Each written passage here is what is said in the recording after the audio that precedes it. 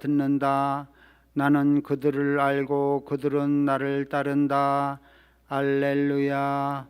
주님께서 여러분과 함께 또한 사제의 영과 함께 루카가 전한 거룩한 복음입니다. 주님 영광 받으소서.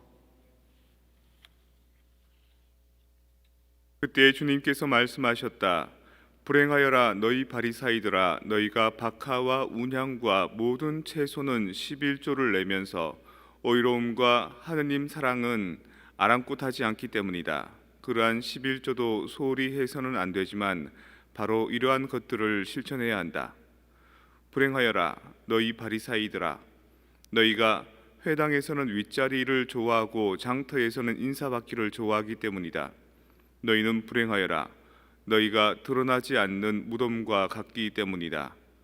사람들이 그 위를 밟고 다니면서도 무덤인 줄을 알지 못한다. 율법 교사 가운데 어떤 사람이 예수님께 스승님, 그렇게 말씀하시면 저희까지 모욕하시는 것입니다 하고 말하였다. 그러자 예수님께서 이르셨다. 너희 율법 교사들도 불행하여라. 너희가 힘겨운 짐을 사람들에게 집어넣고 너희 자신들은 그 짐에 손가락 하나 대려고 하지 않기 때문이다. 주님의 말씀입니다. 그리스도님 찬미합니다. 평화를 빕니다. 평화를 빕니다. 어제 예수님께서는 말씀을 마치고 난 뒤에 바리사이 집에 초대받아서 손을 씻지 않고 음식을 먹는 걸 보고 바리사이 중에 한 명이 왜 손을 안 씻지라고 이렇게 쳐다보니까 그때부터 예수님이 막 이 독설을 퍼붓기 시작합니다. 너희들은 손 씻으라는 율법은 잘 지키지만 오히려 손 씻는 것보다 더 중요한 것은 너희 속에 들어있는 내면을 깨끗하게 해야 되지 않겠느냐. 자선을 베풀어라. 그러면 너희 속이 깨끗해질 것이다. 이렇게 말씀하시고 오늘 또 이제 더 연결되는 말씀이 너희들 불행하다. 왜냐하면 너희가 물질적인 것들은 11조를 내야 된다고 하지만 정신적인 가치들 또 내면적인 가치들은 하느님께 따로 내어 드리는 것은 하지 않지 않느냐. 뭐 이렇게 반박을 하십니다. 그러니까 바리사이 말고 또 율법만 공부하는 율법학자들이라는 그룹들이 있었나 보죠. 그들이 하는 말이 그렇게 말씀하시면 예수님 바리사이들뿐만 아니라 저희들도 모욕하는 겁니다. 그러니까 그 사람들한테도 너희도 불행하여라. 너희도 뭐 힘겨운 일들은 사람들한테 다 하라 그래놓고 너희들은 제대로 열심히 살지 않지 않느냐 이렇게 막 말씀하십니다. 이 정도 되면 왕따 당하겠죠. 미움 받을 만하죠. 왜 이렇게 말씀하셨을까? 아마 예수님의 말씀은 이 바리사이들이나 율법학자들 말고 우리 사이에 지금 행해지고 있는 형식과 틀, 이것이 우리들을 행복하게 해주느냐 아니면 우리를 오히려 불행하게 하느냐 이런 측면에서 접근하시는 것 같습니다. 한국에서도 수도 생활하다 보면 수도원 생활은 이렇게 해야 된다, 뭐 나가면 안 된다, 기도해야 된다, 뭐 세상 것들에 대해서 되게 즐기면 안 된다, 뭐 이런 그 암묵적인 요소들이 많습니다. 그래서 내가 안 하면 되고 내가 더 기도하면 되고가 아니라 너는 어떻게 하나 이렇게 쳐다보는 그런 게 되게 많습니다.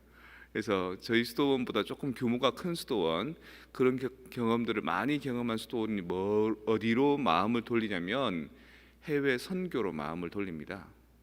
한국이란 나라가 토지는 그렇게 크지 않지만 인구 수도 적지 않고요. 거기다가 그 교육받은 인구들이 되게 많습니다. 단위 면적당 박사학위 제일 많은 데가 어디냐? 한국, 대한민국 서울이랍니다. 고학력에 고스펙에 이런 사람들이 막 많이 있으니까 그 안에서 더 잘할 것 같지만 그 안에서 생기는 경쟁 또 질시, 질투 뭐 이런 것들이 큽니다. 그래서 차라리 우리가 그렇게 할 바에 세상 밖으로 눈을 한번 돌려보자라고 해서 선교에 막 매진했더니만 사람들이 깨닫기 시작하는 겁니다. 시시콜콜하게 시시비비를 따지는 것이 중요하지 않고 오히려 바깥에 나가보면 중요한 지침이나 근본이 있으면 그걸 가지고 자기가 어떻게 선택하느냐, 자기가 어떻게 그거를 유권 해석하느냐에 따라서 훨씬 더 의미가 살아있다라는 것을 깨닫게 되는 거죠. 그러니까 작은 다툼을 보면 저도 이렇게 나와서 한국에서 요즘에 돌아가고 있는 일을 보면 우리가 조금 더 건설적인 일에 마음을 쓸 수 있다면, 우리가 조금 더 우리의 에너지들을 더 발산하고 우리 능력치들을 더 봉헌할 수 있는 일이 참 많은데, 그거 말고 서로가 서로를 단속하려는 그게 너무 심한 것 같다, 이런 느낌이 듭니다. 그런 측면에서 우리 예방선교회의 이 사도직들은 참 의미 있는 것 같습니다. 한국 사회 안에서 무언가 어떤 것을 선점해서 그것을 삽목을 잘하는 여건을 만들어서 건물도 튼튼하게, 사람 인재도 풍부하게, 이런 게 아니라 가급적이면 온 세상에 나아가서 가난하고 어려운 이들을 위해서 돕고자 하는 이 정신, 너무 훌륭한 것 같습니다.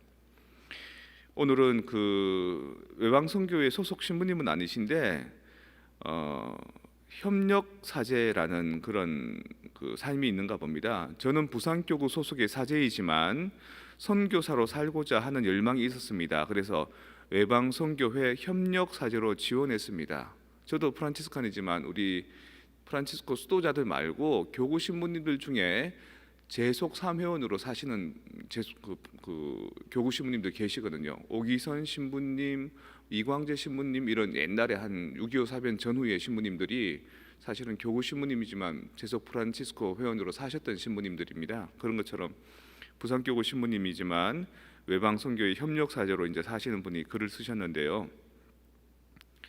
1년간 스페인어 공부를 마치고 3개월간 현지 적응 및 사목 실습 기간을 가졌습니다. 그리고 작년 2월에 캄페체 교구 시골 지역에서 있는 아타스타 본당의 본당 신부로 발령을 받아 지금까지 지내고 있습니다. 이제 막 선교사로서 첫 발을 내디딘 새내기 선교사라고 할 수 있겠습니다. 이곳 본당에는 공소가 11곳이 있고 각 공소가 본당에 행정적으로 속해 있기는 하지만 거의 별개의 공동체로 운영이 되고 있습니다. 이곳 신자들은 자신이 속한 공소만이 자신들의 공동체이고 본당은 다른 공동체라고 생각하는 경향이 있습니다. 그래서 공소에 미사가 없어도 본당이나 다른 공소로 가서 미사에 참여하지 않은 경우가 많습니다. 몇몇 공소들 같은 경우에는 한 마을에 두 공소가 공존하기도 하는데 서로 경쟁 관계에 있어서 신경전이 느껴지는 경우도 있습니다. 이처럼 본당과 각각의 공소가 개별 공동체처럼 있다는 인상을 받았습니다. 아타스타 본당은 아타스타 반도에 있는 모든 공동체를 관할하는 본당입니다. 이렇게 본당 구역이 넓고 또 각 공동체가 개별적이기 때문에 이곳의 사제로서 제가 주로 하는 일은 곳곳에 떨어져 있는 공소를 차량을 이용해 돌아다니면서 미사와 각종 성사를 집전하는 일입니다. 멕시코와 한국 교회의 다른 모습 중 하나는 멕시코에는 여러 가지 특별 미사들이 많이 있다는 겁니다. 보통 평소에 있던 미사 외에 특별한 지향을 가지고 신청을 많이 합니다. 각 가정에서 여자아이가 만 15살이 되면 일종의 성인식이라고 할 수 있는 킨세 아뇨스 미사를 신청합니다. 이 미사의 주된 의미는 아이의 세례 때부터 지금까지 베풀어 주신 하느님의 은혜에 감사드리고 또 이제는 성인으로 하느님의 뜻에 순종하며 살아가겠다는 약속입니다. 그래서 미사 중에 사제의 강론 다음에 15이 된 아이는 무릎을 꿇고 하느님께 찬미와 감사를 드리고 일종의 서약을 하게 됩니다. 이 외에도 결혼 기념일 미사, 고인을 위한 미사, 감사 미사 등 여러 미사를 신자분들이 신청하십니다. 이렇게 미사와 성사 또 준성사를 중심으로 사목 활동을 시작하는데 작년 3월 말이 되면서 멕시코에도 코로나 바이러스가 급속도로 확산되었습니다. 그래서 처음에는 소수의 신자분들과 매일 밀사를 하면서 SNS를 통해 방송을 하기 시작했습니다. 그리고 이후에는 아예 혼자서 미사를 준비하고 방송했습니다. 이후에 작년 8월이 되면서 코로나 바이러스에 대한 막연한 두려움들이 사라지고 상황이 조금 나아졌습니다. 그래서 조금씩 미사를 재개하기 시작해서 12월 즈음에는 다시 예전처럼 미사를 봉헌했습니다. 한국은 요즘 코로나 4차 대유행이 계속 진행 중인데 멕시코도 코로나 상황이 심각해졌습니다. 하루 신규 확진자가 많을 때는 16,000명 정도입니다. 하지만 실제로는 훨씬 더 감염자가 많을 것으로 생각합니다. 왜냐하면 코로나 진단 검사를 정부가 무료로 제공하지 않아서 검사를 받으려면 비용이 많이 발생하기 때문입니다. 검사를 한 번 받는데 멕시코 최저 임금으로 봤을 때 보름치 임금 정도의 비용이 발생합니다. 그래서 코로나 의심 증상이 있어도 코로나 검사도 하지 않고 병원에도 가지 않은 제 집에서 병과 싸우는 경우도 많이 있습니다. 이렇게 통계에 제대로 잡히지 않는 환자들이 저희 본당 구역 내에도 상당히 많이 있습니다. 그런 상황이라 얼마 전부터 다시 본당 미사수를 많이 줄이게 되었습니다. 평일 미사는 아예 다 없앴고 주일 미사 같은 경우에도 본당과 한 공소에만 제한된 인원으로 미사를 봉헌하고 있는 상황입니다. 또 몇 달 전부터 예약되어 있던 특별 미사도 취소되었습니다. 어떤 부모님들은 딸의 킨세스 아니오스 미사를 몇 달 전부터 성당 꽃장식을 위해서 줄자로 제단 크기를 재고 잔치 준비를 해오셨는데 갑자기 취소가 되니 많이 아쉬워하셨습니다. 언제 끝날지 알 수 없는 이 상황 속에서도 모두가 서로를 위해 기도하면서 이 위기를 조금씩 극복해 나가면 좋겠습니다. 코로나로 인해서 다른 나라들보다 더 큰 어려움을 겪고 있는 선교지 신자들과 주민들을 위해 기도해 주시기를 부탁드립니다. 저 또한 모든 후원의 회원들과 은인들을 위해서 기도하겠습니다. 우리도 기도 받을 겁니다. 이렇게 의왕선교회 시부님들 위해서 미사하고 그 지역을 위해서 같이 기도하니까요. 그리고 들어오다 보니까 다른 우리가 매주 있는 5개의 수요일 날 하는 미사들 중에 성소훈회처럼 이렇게 매달 뭔가를 만들어서 후원 보고를 하는 데도 있지만 다른 단체들은 의왕선교회처럼 이렇게 후원 가입 신청서를 받거나 이런 안내지가 없는데 외방선교도 아주 이런 게 잘 돼 있는 것 같습니다. 이렇게 나와 있습니다.